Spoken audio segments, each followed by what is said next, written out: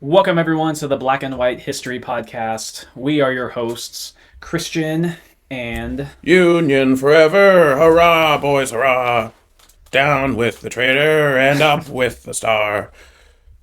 I don't know the rest of it. That sounds like a commune anthem or something. You know? No, well, if I sang it in Chinese. We'll get there when we get to World War One. Oh yeah, I'm Jordan. No, we're not talking about Lenin. We're talking about someone. Well, same thing, I guess. Someone just as hated. Yeah, So, like a test bed yeah, for multi-generational hatred. yeah. History has not been kind to either figure. Yes, that's true. But one Andrew Johnson is definitely more forgotten than Yeah. Lenin. Yeah, that's true. That's true. He is like consistently bottom three ranked presidents, and I understand why. I'm not going to defend Andrew Johnson. He's a bit of a rube, really. He's a buffoon. He is quite he's quite an idiot, Yeah. really. He's a case study for like reading the room and like seeing what reality you live in politically, and then just refusing to adjust, and not even like in the way that like an Adams or someone else did, where they're like, no, this is a principle and I'm going to do it. Adams had that luxury because we barely, like, people didn't know what the country Yeah, we was barely named. existed. So you can kind of like fudge the numbers on like what you can and can't do and what you're willing to compromise on. But this is 1865. We know what we're about, more or less. We just fought a whole big war to settle a whole big problem.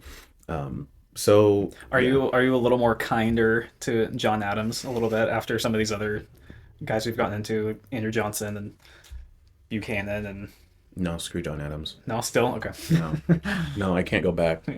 I said it and I mean it, by thunder. Oh no, that's Andrew Johnson. I don't care if it tanks me. I don't care if it doesn't make sense. It's what I said, and that's what's happening. Very Johnson of you to make that argument. Well, impeach me about it. I don't know. Oh, we'll get into that. You don't have the votes. Yeah. Well, actually, technically, no. So yeah, 1865. We've just won. I say we, like, yeah, we're totally with the Union, but like, cut that part because we're definitely with the Union. But like, we just won the I almost said Revolutionary War. We just won the Civil War. Dang John Adams. No, he's back. Oh, we just won the Civil War at great cost, and Abraham Lincoln he's living large and laughing easy. We did it, boys. Man, the best way to unwind from all this stress is a trip to the cinema, the theater. It's yeah, that didn't turn out too well. Turns out he died. Not just died. He didn't like die of boredom at the theater. He was killed by John Wilkes Booth. And interesting thing about John Wilkes Booth, and this ties into kind of the through line for Andrew Johnson and Ulysses Grant. That like 12-year period is called the Reconstruction era, and that is like previous periods have been like the presidents and then stuff that happened under their rule. This period is really Reconstruction and how Johnson screwed it up and how Grant. Well, it's how Lincoln started it. Lincoln how had a Johnson great idea. Screwed it up, and how Grant had to pick up the pieces where And he he's could. just like, I don't know. I have a drinking problem. I can't, allegedly. But yeah, Reconstruction is like the theme for the next 12 plus years, especially these two presidents. And like you said, Lincoln had the charisma, he had the plan, he had the cooperation, and he had the track record to actually do Reconstruction. So like once you win a war, a civil war, you kind of like, okay, you get to tell us what we're doing next. Like you win, we follow you.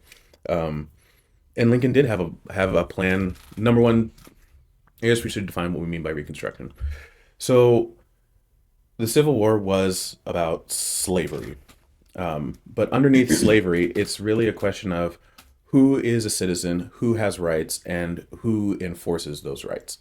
So slaves aren't people pre-Civil War, so they don't have rights. And there's court cases and laws on the books that say, no, you definitely don't have rights. You don't get a jury trial. You get nothing. You're basically like a wheelbarrow or a dog.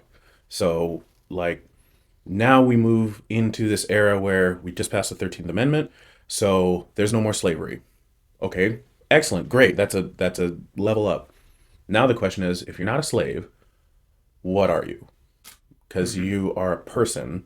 Like, I look at you and you're a person, but legally you're still not a Yeah, person. you're free, but you're not a citizen. Yeah, you So are it's like, kind of like a you've been upgraded from a dog to like a child. yeah, You are a person, but you're not legally a person. You yeah. have rights, but not really.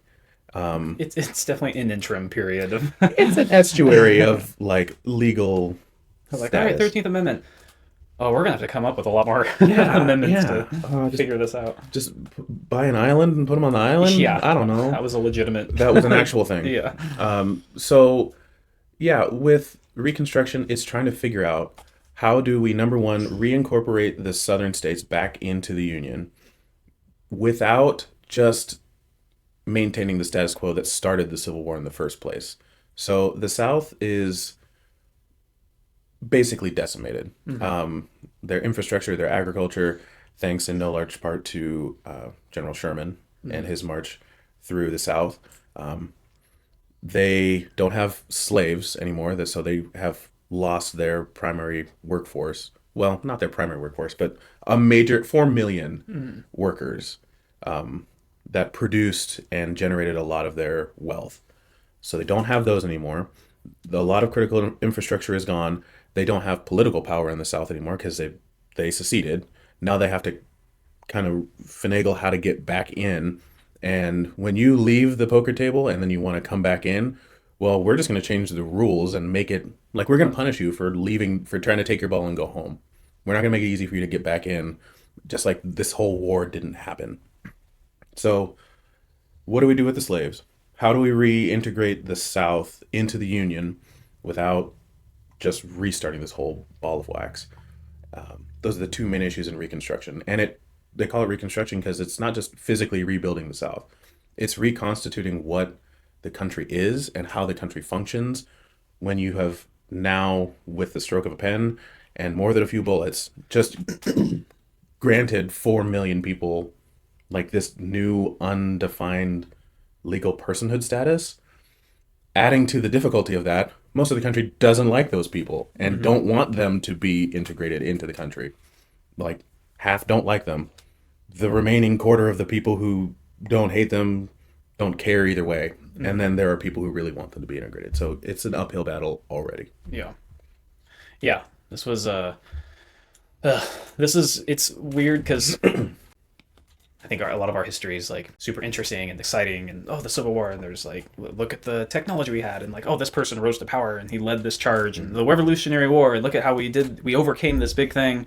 Reconstruction is it because with all those things, there's like the dark, messy Mm-hmm. stuff, and the people getting screwed over, or, people's, you know, getting their rights getting taken away or land or whatever. But there's still the essential things you judge it by of well, we won this war, this person, and stuff. With Reconstruction, it's just kind of like a really dark period of history where it's Yeah. just kind of like this just sucks, Yeah. you know. It's like going to the DMV.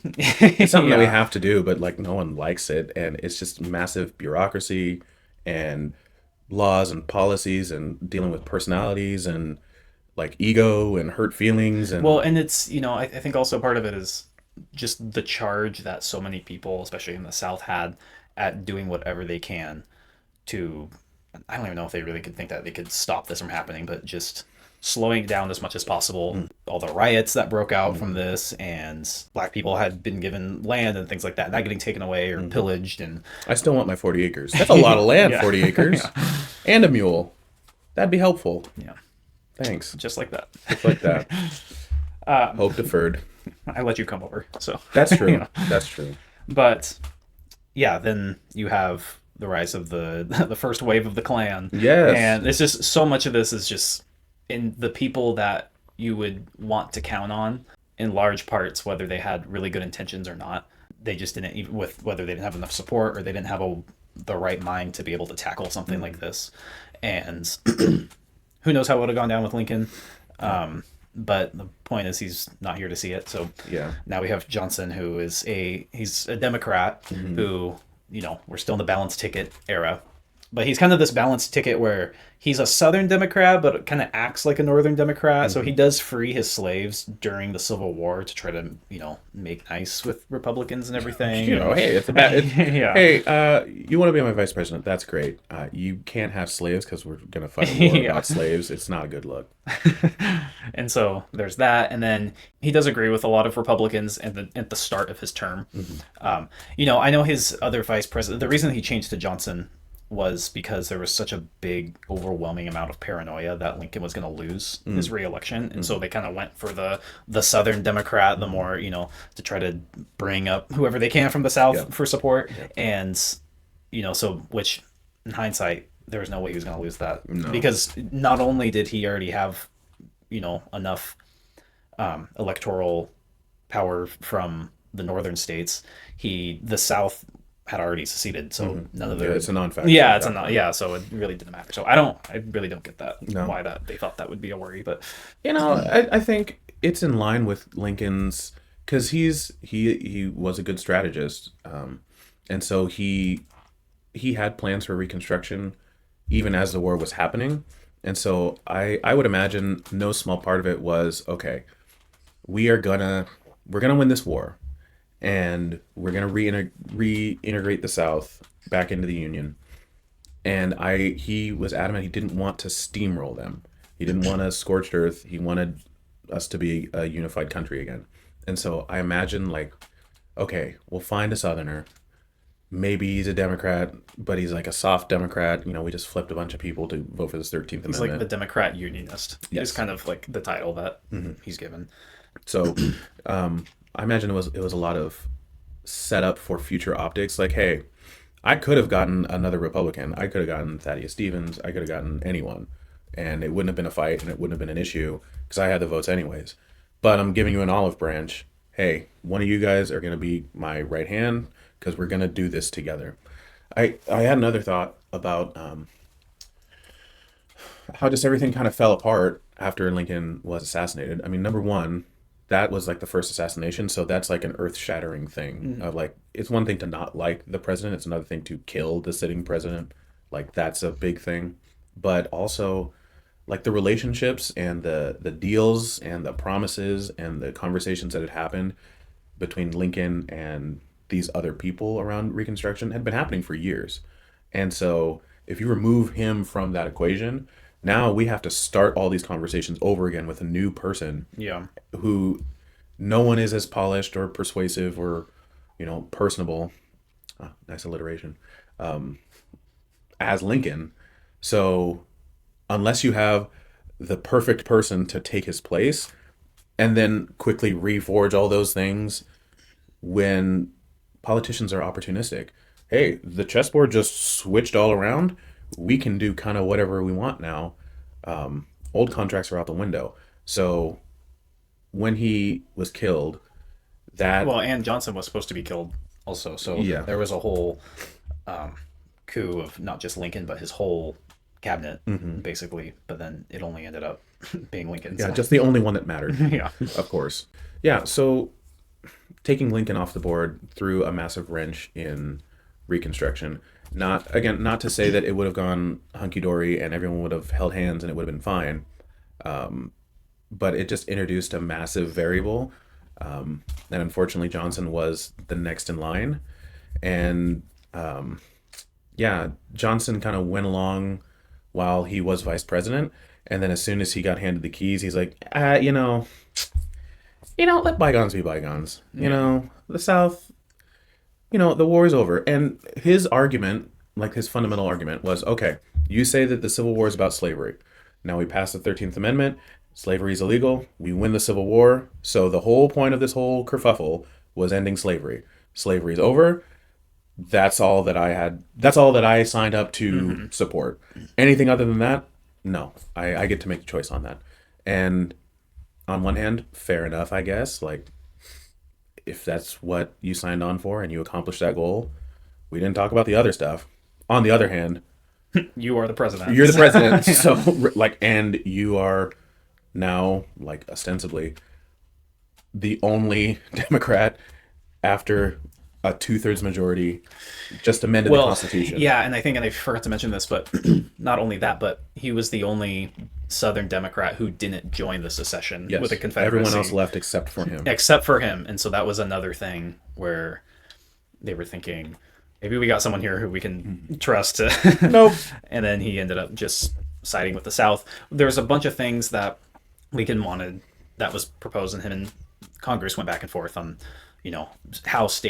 how it would look for states to come back into the Union and everything. And it was finally signed on that you only had to have 10% of the vote, your state's population, to join back into and then into the Union, and you just had to, admit defeat and, Yeah, it's like an oath of allegiance. Yeah, Like, oath of allegiance, I basically. promise, I double pinky promise that I love you had to the recognize the Union. new amendment and everything. And so when Johnson came over, or when Johnson took over, as states started coming back in, they started being really lenient or he started being really lenient. Like them, a lot of states, like, no, they weren't going to recognize the 13th Amendment, or they were going to start creating new laws to bring slavery back as like a pseudo neo-slavery thing. And so I don't know if you have anything now for like the black codes, but Why would I have we anything can- down for the black codes? Yeah, I mean, so that's like the legal gray area that freed slaves fell into. Because, yeah, you're not a slave, but the 13th Amendment doesn't say anything about you being able to own property or enter into contracts or be able to sue people or anything like that. So the black codes were basically just states had laws that were basically like no slave can travel, on city streets after 4 p.m. without like a permission slip from their master. And so what the southern states did is they just changed slave to Negro, and boom, it applied. So all the same rules and restrictions applied to freed slaves as they did when they were slaves. Another thing was, since they couldn't own property, and who in the South would sell a freed slave property, but whatever. It's called sharecropping. So basically, a slave on a plantation is now free, but he has no money, he has no skills, he can't read or write. He's only ever worked that piece of land. He doesn't have any money or ability to travel anywhere else. I mean, some people did, plenty of people did, but most of them didn't. And so what they did in the South was say, okay, you're a free person, so let's make a contract. You'll work for me. I'll pay your room and board. Your salary is zero, and I can transfer the contract to another plantation, basically. So you don't get paid. You're in an unbreakable contract that you have no right to sue to get out of, and I can transfer your contract to whoever I want, whenever I want, without notice. That sounds a lot like slavery with more paperwork. Right. Well, yeah, that, and there's also vagrancy laws where some areas in the South were making it illegal to be unemployed, and your punishment was to work Oh man, at a plantation. walking while black, So yeah. old as time. Yeah. So all this to give context to yeah, the North saying, what the heck? We Yeah. won. You're not supposed to do that. They're like, no, no, no, and boo then boo. Johnson's like, well, they're coming back into the Union anyway. Yeah. And so And he was a Southerner, so he was a states' rights guy. So he firmly believed that Congress, the federal government, had no authority to enforce federal laws in states. Like the states could come up with their own laws. So like if they don't want to like allow black people to vote, that's their business. That has nothing to do with the federal government. We don't have a law about that. It's not in the Constitution. Tough tomatoes, I guess. Sucks to be black. And that understandably pissed off Congress. yeah, well, and he also cut the Union Army about 90%, just about. So, and No, I'm totally on your side. Let's just let them make slaves again and destroy the army. Yeah, you're not up to anything, right? Great job, Andrew. so yeah, it's just one of those things where, this really did create decades and decades of problems down the line. Don't worry, we solved it in 100 years. Yeah, right. You had to get to the next Johnson. The next Civil Rights Act. Yeah, yeah. History doesn't rhyme, but dang it, I get it wrong every time. Whatever, history does the same thing over and over. That is really weird. Because there was a Civil Rights Act in 1865 or 6 or something. 65, 18? 66. Yeah, 66. And from when Andrew Johnson was president, and then you have 1965 is It's the Lyndon B. Civil Rights Johnson Act. is the next Civil Rights Act. So That's weird. That's do weird. do do do. Is that X-Files? No, that's a Twilight Zone. Oh, that makes more sense. X Files. President Johnson was an alien. Yeah. That explains that line, son of a bitch, Johnson. Yeah. We knew he was an alien the whole time. Yes. So, should we talk about the Civil Rights Act of 1866, or did you have something before Yeah, that? Yeah. you can go ahead. So, the Civil Rights Act of 1866, it was proposed by Congress, and it basically tried to tie up the loopholes that the 13th Amendment created by freeing the slaves, but not like defining what you could and couldn't Yeah, I mean, do. it's basically the precursor for the 14th Amendment. Exactly. And so when we say civil rights, we mean like the rights that you have as a citizen that the government is required to protect. Like making contracts, owning property, and the big part of it was equal protection under the law. So if a white person, male, could do something, then any other citizen could do that same thing, and the government had to make sure that no one stopped you from doing the same things that were protected by the Constitution and federal law. So Congress passed it, and we haven't talked about vetoes already. Yeah, right. Yeah, so This is a good one to talk about that with. yeah, and it's important. It's a really important piece of our Constitution and our government structure. So, Government 101. The Congress is the legislative branch of government. We have three branches of government, and Congress, the House of Representatives and the Senate, they are the legislative branch, and they write the laws, and they vote on the laws and pass the laws, and that's what they are, and the people elect those people to make and write the laws. The president is the executive. He's the executive branch, and his job is to take the laws that Congress passes and then go make sure those things happen. And he has all sorts of different agencies to make sure those things happen. Like Congress passes a law about air quality. We want air to be good. And the president says, okay, cool. I'm going to create the Environmental Protection Agency. And their job is to enforce Congress's laws about air quality on businesses and people and manufacturers and all that stuff. That's how it's supposed to go. So when Congress passes a bill, the executive, the president, has to sign that bill, basically acknowledging and saying, yep, okay, that's a valid law, and I will enforce it. He doesn't always have to do that, though. He can either let it sit on his desk and not sign it, which is not saying like, oh, I reject it or accept it. It's just, that is a law that you passed. Very good. I'm not making a statement about that. He can sign it and agree to enforce it, or he can do what's called a veto, which says, I will not enforce this law. I reject this law, and it goes back down to Congress. Now, Congress has a choice. They can either let that bill, because it's not a law yet, it hasn't been passed, they can let that bill die and say, well, he's not going to enforce it. We don't care about it that much, I guess, so we're going to let it go. Or, it's written in the Constitution, they can override a presidential veto with a 2/3 majority vote in Congress, in both chambers, the House and the Senate. So, Congress says, we want this law. President says, no, no law. Congress says, no, we represent the people. This is the people's country. You're just elected to enforce the people's will. So we're doing this anyways. All like 66% of us decided that we're going to do it. We're forcing you to do it. He can't re-veto that. He has to enforce it. It goes into effect. So the Civil Rights Act of 1866, it got passed with just a regular majority. It went to President Johnson. He said, no, I'm not going to sign that because it's a federal overreach. It infringes on the states' rights to determine what laws they have within their borders, and I'm not going to enforce it. And Congress says, you are definitely going to enforce it. They override his veto, and that just becomes the law now, which pisses him off.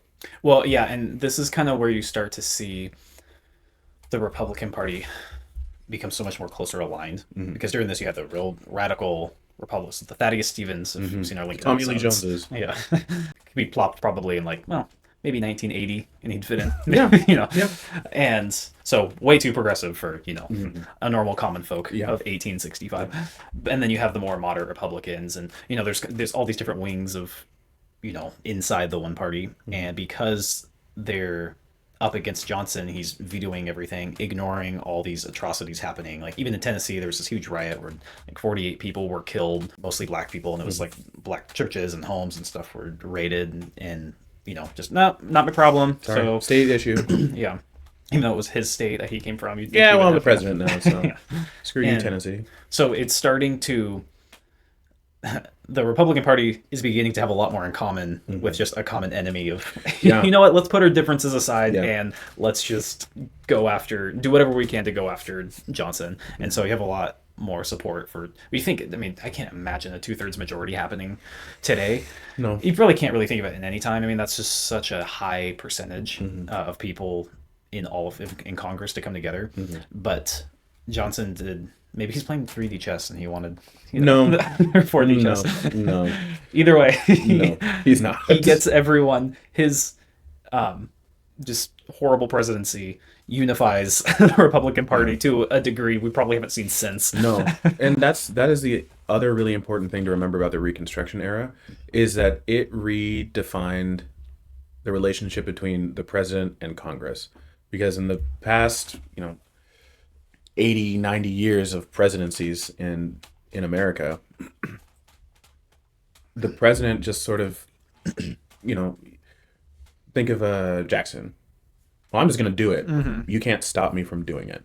I don't care what law you pass. I don't care what the court says. I'm just going to do it. And who's going to stop me? And he wasn't the first, but before him, you were really in like the founding father era, where they had like plausible deniability of we're not really sure who is supposed to handle this. But definitely by this period, there were very clear lines. And Lincoln did push against those lines with the Emancipation Proclamation and all that, habeas corpus. He pushed against those lines. And politicians, in addition to having long memories and penchant for revenge, they are egotistical and prideful creatures, generally speaking, because, well, I'm a United States Senator, I'm a congressman, you can't just ignore me. And constitutionally, like, you can't just ignore me. Like, we represent the people, and it's our country. You can't just do what you want. You're not a king. That's why we had this country in the first place. So, like you said, the battle lines weren't anymore within parties in Congress. It was, we're protecting and strengthening the institution of the legislative branch of government in general. Like, we have Congress has tremendous power. They can amend the Constitution. Like, they pass every law. They control the budget of the country. Like, they have tremendous power. And when the executive, who is just one person, just, no, like the job that you're supposed to do, like the oath of office as like, I will support and defend the Constitution, unless I don't want to, and I think you're stupid poopy heads who have bad ideas. Like, that's not in there. You have to follow the established protocols. And this became a fight between what Congress can do, what the president tries to do. And I mean, Johnson picked a really bad time to take like an unpopular moral stance. Yeah. Because they had just passed the 13th Amendment, and passing a constitutional amendment also takes a 2/3 majority of both houses of Congress and 3/4 of the states. So it's a higher bar still. But the 2/3 of Congress is pretty much there. Like, if you got that, it's a good shot at a constitutional amendment. So we just passed the 13th Amendment, and we just won the Civil War. And now you're not Dad. You're not Abe Lincoln. So why are you trying to undo all the stuff that he just did and make slavery again just with paperwork? We're not gonna tolerate this. So he picked a bad time to show his true colors as kind of which is ironic because he hated the plantation owner class. He thought that they had undue power because they were so wealthy and influential. But then he just allowed the system to repropagate under essentially the same people. I think many parts of his presidency feels like a bait and switch from him gaining the trust of wanting the Union, wanting the Union to be secure, wanted the states to come back, agreed to, he freed all the slaves. He did everything that they wanted him to do to gain their trust and to be the person to help solidify the ticket, for 1864. And then he's just kind of like, on everything. So okay. So, do you read anything about the swing around the circle? No. Okay, this is I'm scared now. Okay, so midterms are coming up. I love midterms. Yeah, now we have, it's so normal for presidents to campaign on midterms. Presidents back then did not campaign not only on midterms, but they didn't really we still haven't gone to the point where presidents are even campaigning, like going around and touring states and things like that, and holding rallies, and that's still pretty rare. I mean, Stephen Douglas, I think, is probably the first very prominent politician to start doing that, because the reason for that is because the presidency was looked as a type of office where it was given to you. You didn't fight for it. It was just the people wanted you to have it, and so it was more of like a humble kind of respect thing. And those days are long gone now. But we're already got people campaigning for 2028. So. Well, it's not even 2026. Yeah. Just give us a second, please. So he tries campaigning for the midterms to try to get whatever support he can get, because, like we've said before, there's enough for a 2/3 majority with Republicans versus Democrats, and he goes through. I don't remember exactly what the circle was, but it was a literal like tour circle. He told all these rallies and have speeches and everything. There's someone in there, and there's kind of some, I don't know, conspiracy of maybe Republicans are putting some plants in there to try to stir up some controversy and things like that. Yeah. So I don't know if this particular person, if it was ever confirmed of that, but regardless, he's up there making a speech and about, I do want to preserve the union, but we have to do it my way, and we have to, and trying to politic his way through it. And someone in the crowd shouts, "Well, why don't we go ahead and hang Jefferson Davis?" Who, in case anyone doesn't know, Jefferson Davis was the Confederacy president during the Civil War. And Johnson responds, "Well, how about instead we hang Thaddeus Stevens?" And and it backfires big time. No, so you could have picked any other name. Yes. He's like the poster child of. I mean, yeah, he was radical, but like, he's the Republican. Yes, very, very prominent, respected Republican in the Union. As states haven't even not even, only Tennessee, I think, might have been the only state that even came back to the Union at this point. So it's still, most states are very pro-Republican, pro-Thaddeus Stevens style, and what a nightmare. And at the same time, he was known of being drunk most nights on this. So I don't know if that was also maybe part of it for that particular moment. And he kicked puppies. Yeah, right. The point is, the whole thing fell apart. And yeah, I wonder why. Yeah, and you can guess how the midterms went. So not well. Yeah. His poor campaign manager. Well, he didn't have a campaign manager. Yeah. Because they didn't have campaigns. Right, that's true. This is why. Because you say some wild stuff in public. It's like, oh, you just lost our entire party. The midterms. Thank you very much, idiot. Okay. Oh, dear. I'm just looking at my notes. I want to make sure. If you have anything else, I just got that impeachment, and then we can ride past. And then we can be done. Yeah, we can be done with this atrocity of a person. Yeah. So this is a funny thing. So to give an example of how the Republicans really banded together amidst their differences, you have the Tenure of Office Act. If you're familiar. Oh, yeah, no one's familiar with it because the Republicans made it up to get Johnson out. Okay. Well, it basically, you can't fire anyone in your cabinet unless Congress approves of it first. That's kind of like the basic gist of it. And so Secretary of War, who is a huge pain in the butt for Johnson, Johnson tries to go, or he doesn't want to fire him because he can't, because Congress isn't going to allow it. And he knows he'll be impeached if he just fires him. So he finds a middle ground. He doesn't fire him, but he suspends him indefinitely. And this is when Congress isn't in session. So it's like a weird... What a weasel. Yeah. And trying to create a loophole that doesn't really feel like it's going to hold up. You're not that guy, Andrew. Yeah. You're not that guy. And his idea is he has someone else he wants to replace. And so by the time Congress gets back in session, Andrew Stanton actually comes back because he thinks, oh, well, I'm only suspended until Congress comes back. And so he comes back, and his replacement, Lorenzo Thomas, is who Johnson hires. Doesn't matter. Just some crony weasel for Johnson, dude. I guess, yeah. Is already there, and there's this huge fight about, what are you doing in my office? Your office is my office. Right. You were fired. I was suspended. Yeah. And then... It's just like the most older man. Why does this happen in our country? It's just such a weird thing. They get in a fist fight over a desk. Yeah. So he's fired. And so they decide that they're going to impeach him because They didn't want to leave it. The Republican Congress didn't want to leave it as like a suspension because then, it would just go up to the Supreme Court, Yeah. and then the Supreme Court would decide like, is this thing really attainable? Should we just get rid of it? And they didn't want to risk that, so they allowed Johnson to just still go through firing him. That way, then they had dirt on him to impeach him, and so crony political. Yeah, Stuff. which again, impeachment is for high crimes and misdemeanors. Yes. So a high crime is like treason, and then misdemeanor is just like speeding is a misdemeanor. So You're right. like it runs the gamut from You can really betraying impeach. the country Yeah. Right. and stuff that we don't like that's technically illegal. Yeah. You can have grounds to impeach any president. Yes. Aside George Washington, probably. Yeah, basically. And the key thing too is like, 'cause especially nowadays, like impeachment gets bandied about like it means something. It doesn't mean nothing, because having essentially the country say that we don't want you to be president anymore, that's significant. Like morally, psychologically, politically, it's important.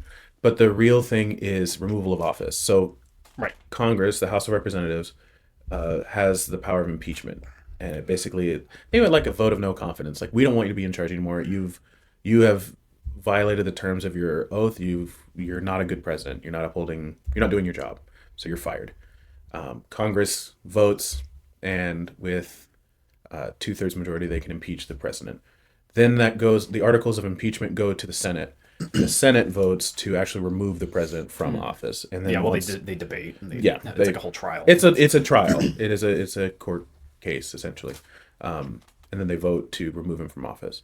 So that is the serious part where you are actually fired, and I don't know what happens. You just leave, Yeah. just pack your shit. It's never been happened before. Honey, I'm not the president anymore. Get a box. You come back. I thought this was my office. No, that's you were impeached. You were removed. No, I was just impeached. Again, it's just nerds. It's nerd fighting. Yes. It's nerds fighting. Yeah, I mean, this was definitely not, and so they had the votes. Senate had the votes to remove him from office, and they didn't. They ended up not doing that, and he ends up being able to stay based off of one vote. One vote kept him in.